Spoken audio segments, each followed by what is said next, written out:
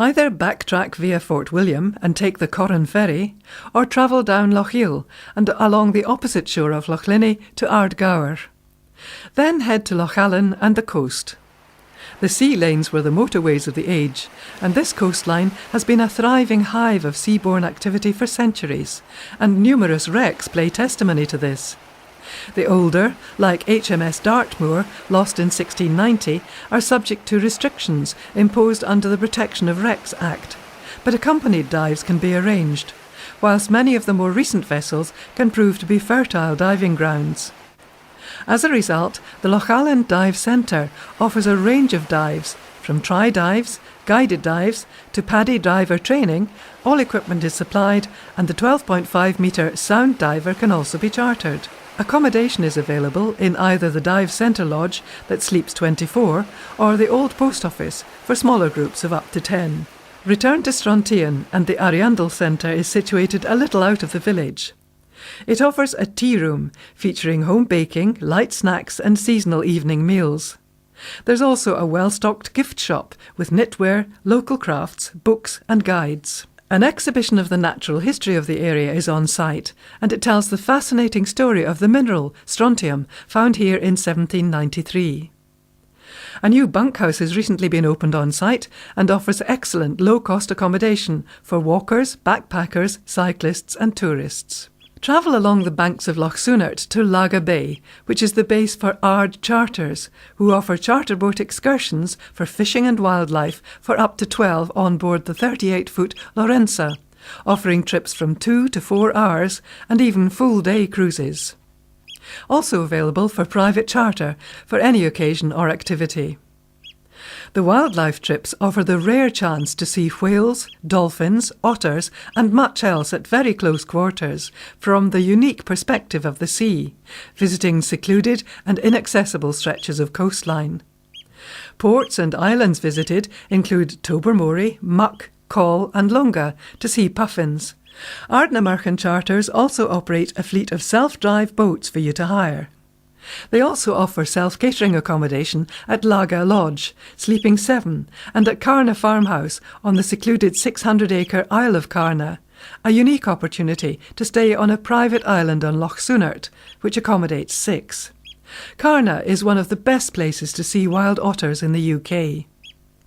A number of new initiatives are underway, so please visit the website for up-to-date details, as well as trip availability and itineraries. The Ardnamurchan Peninsula is the most westerly landmass of the British Isles. The area is named after either the point of the Great Seas or the height of the Great Headland, perhaps both. Ardnamurchan Estate was once owned by Lord Trent of Boots the Chemist, and more recently by General Accident, the insurance company from Perth. These days, whilst the estate is privately owned, it offers much for the visitor, including a selection of 12 self-catering cottages and farmhouses, alongside shooting and fishing. The wildlife hereabouts is spectacular, and this unspoilt landscape is sure to captivate all nature lovers. The centrepiece of the estate is Glenborradale Castle, built in 1897 by Charles Rudd, a wealthy diamond magnate who helped create Rhodesia. Return to Salin and then take the road to Acharacal. After the village, a short detour takes you to Castle Churham, located across a sandy bay and perched on a rocky outcrop on Loch Moidart, accessible at low tide. The route passes Kinloch Moidart, where 7 beech trees stand in the glen, planted in the early 1800s in memory of the 7 men of Moidart, who accompanied the prince at the start of the 45. 6 still stand, and in 1988 a new tree was planted to replace one which had been lost. After a while we reached the road to the Isles.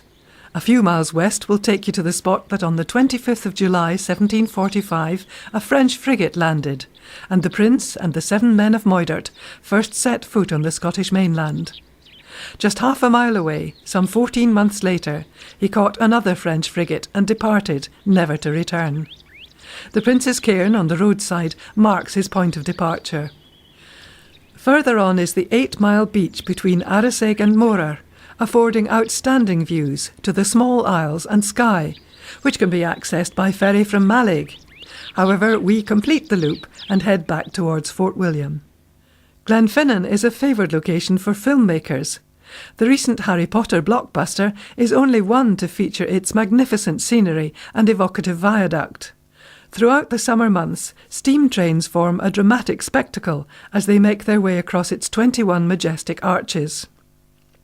Built in 1901 by pioneering concrete Bob, Sir Robert McAlpin, whose construction company still bears his name, this was the largest concrete structure ever built. Glenfinnan Station Museum offers a real insight into how and why it was built, and the lives of the men who built it. Here you can learn about this famous railway, take a guided tour, or simply soak up the laid-back atmosphere of a traditional West Highland station. The heritage site also offers a dining car tea room, self-catering sleeping car, and a gift shop. The famous Glenfinnan monument was erected on the spot where on August the 19th, 1745, Prince Charles Edward Stuart raised the standard and the 45 began. It leans a little in the peat, with a figure atop in full Highland dress. This is not Bonnie Prince Charlie. The statue was modelled from a portrait of a Jacobite officer that hung at Lee Castle, Carnwath. The sculptor had been told a rare portrait of the prince could be found at the castle, but actually copied the wrong